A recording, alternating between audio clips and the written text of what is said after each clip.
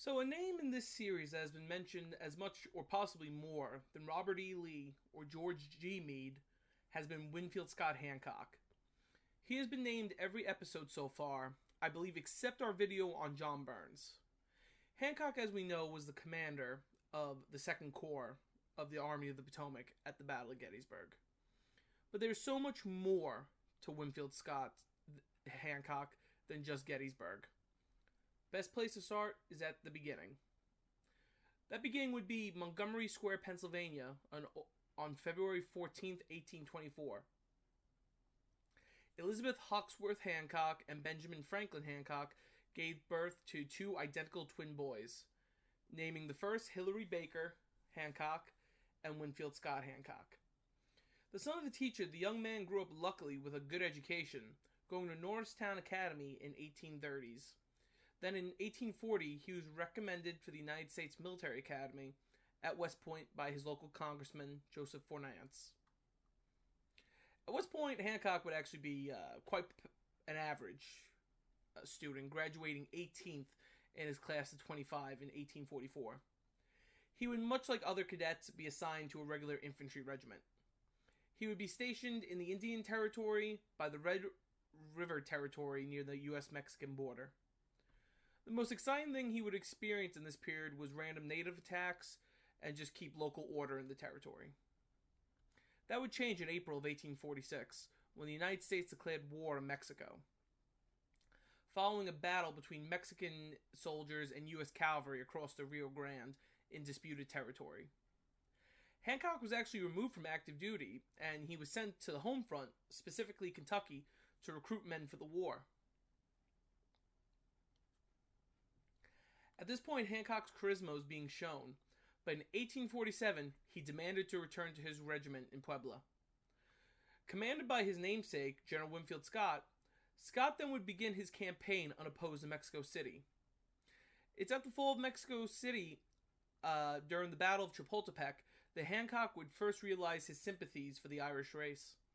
When General Scott had ordered the execution of Irish Catholic deserters who formed the Mexican regiment, the San Patricios, an Irish regiment made up of deserters, clearly, who left the army because they felt mistreated by the U.S. Army.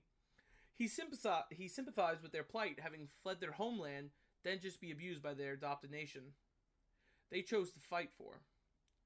Hancock would reflect on their executions and never forget how he felt the army failed those men. With the fall of Mexico City, Hancock would remain with his regiment, occupying Mexico City until 1848. After the war, Hancock would leave the rank of first lieutenant. While stationed in St. Louis, Missouri, he would marry Elmira Russell, marrying her in 1850. The couple would travel post to post and have two children. Hancock would actually be witness to many of the territorial conflicts, including the Seminole War in Florida, the Bleeding Kansas conflict in Kansas Territory, and the Utah War, when Mormon settlers rose up against the federal government. Hancock did not actually take part in any of these conflicts, being his job was primarily as a quartermaster. In 1858, he would be assigned to the California Territory, where he would become the military quartermaster for the army of U.S. General Albert Sidney Johnston.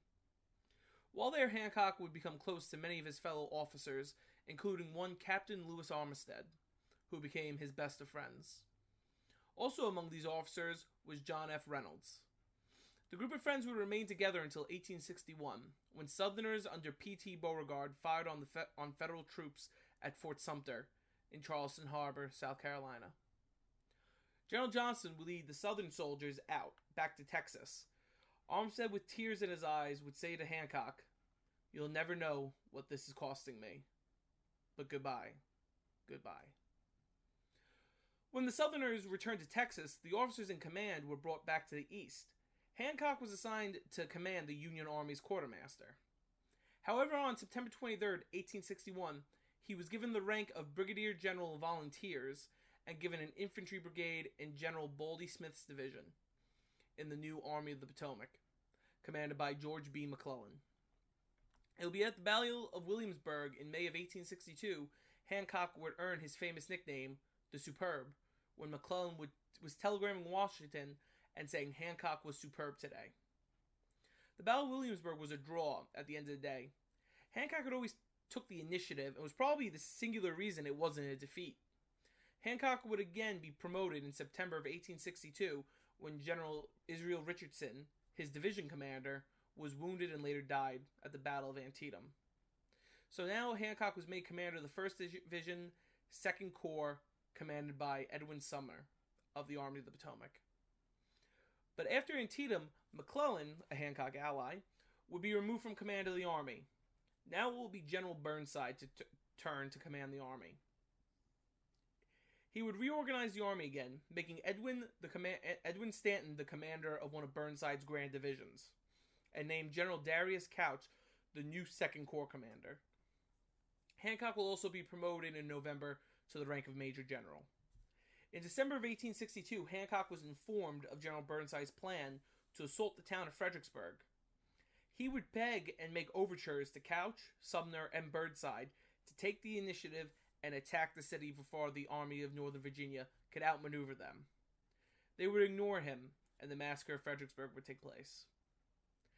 Hancock would enter winter quarters of 1862 with his division severely depleted, along with one of his best generals, Thomas Francis Meagher, threatening to resign.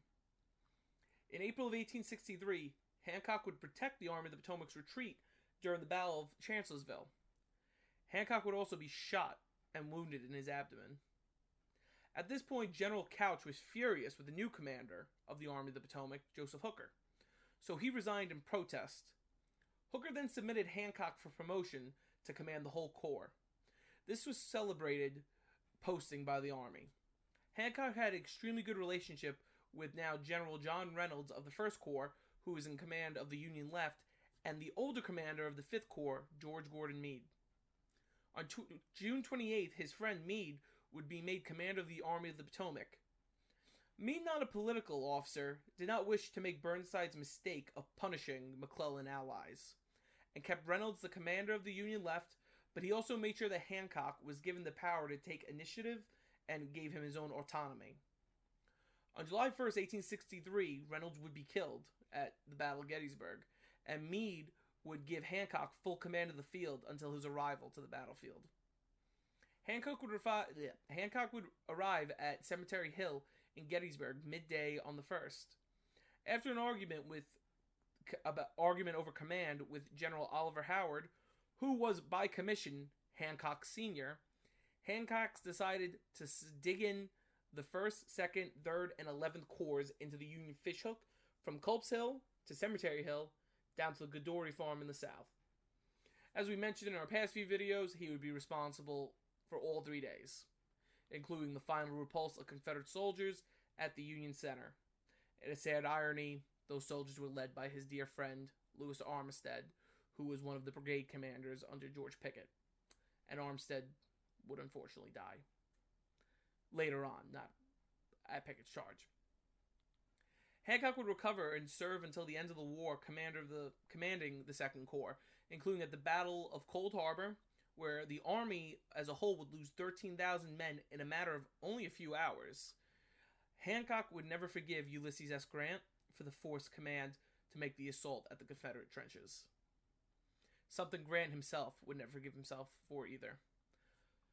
Following the fall of Petersburg, Hancock was actually given command of the 1st Veteran Corps and given the rank of Brevet Major General in the regular army. Now, I've been using terms such as General of Volunteers, Brevet, these. So what this means is once the war is over, he would not be put back to his pre-war rank of a captain. He would remain a Major General, or at least a Brevet Major General. It was a field commission. He would serve as a recruiter again, and as a beloved general who was known for such great victories, he would gain many more volunteers for the army. Then, as the Army of the Potomac pushed and took Richmond, General Philip Sheridan moved his army out of the Shenandoah Valley, and Hancock took command of it in March of 1865. Lee would surrender a month later at Mack's Courthouse. Hancock would be brought back to Washington in July of 1865 by order of the new president, Andrew Johnson, to execute the conspirators of the Abraham Lincoln assassination. He would signal the execution by clapping his hands twice. Hancock was transferred to the West, but only to be there for a brief time. President Johnson hated that most of the generals in the occupied South were Republicans. He believed they were being too cruel to the Southerners. So he transferred Hancock, who was a moderate Democrat, to the 5th Military District headquartered out of New Orleans and commanded Louisiana and Texas. He would transfer command to command after. Grant would resign as commander of the armies and become president in 1869. Grant believed Hancock was too sympathetic to the Southerners, so he would assign him to command the Division of the Atlantic, headquartered in New York. While there, he would assign him. He kept his political ambitions alive. He would wait until Grant was out of office out of respect, but he would first run for Democratic primary in 1876, which he would lose. He would run again in the election of 1880 and get the Democratic ticket, but would be defeated by his fellow general, James Garfield. He would attend the inauguration of Garfield and later become one of the first presidents of the National Rifle Association, and remain commander of the Division of the Atlantic. And one of his final public acts was command of the funeral of Ulysses S. Grant in 1885, while still on Governor's Island in New York. Hancock would die from complications of diabetes. He was one of the last Corps commanders of Gettysburg to die. Hancock was truly the superb. Had the Democrat Party not been so connected to the Confederacy and the opposition of the Civil Rights Amendments of the late 19th century, we may have seen a President Winfield Scott Hancock. He was a man of integrity and respect that when he finally died, men of the North and South mourned his death. He will be honored with monuments up the East Coast, including being one of the statues resting on Pennsylvania Avenue in Washington, D.C. I'd like to end this with his own quote. "It is not God who will assemble us on the battlefield, nor position our troops, nor position our cannon. It is not God who will aim our muskets. It in fact was men like General Winfield Scott Hancock who did these things and saved this nation." Thanks for watching. Our next video will be on George Gordon Meade, who is my favorite general of the American Civil War. A guy I believe doesn't get enough credit, especially for being the last commander of the Army of the Potomac. But I will go into that tomorrow. I hope you enjoyed. Please like, share, and subscribe. And we'll see you in the next one.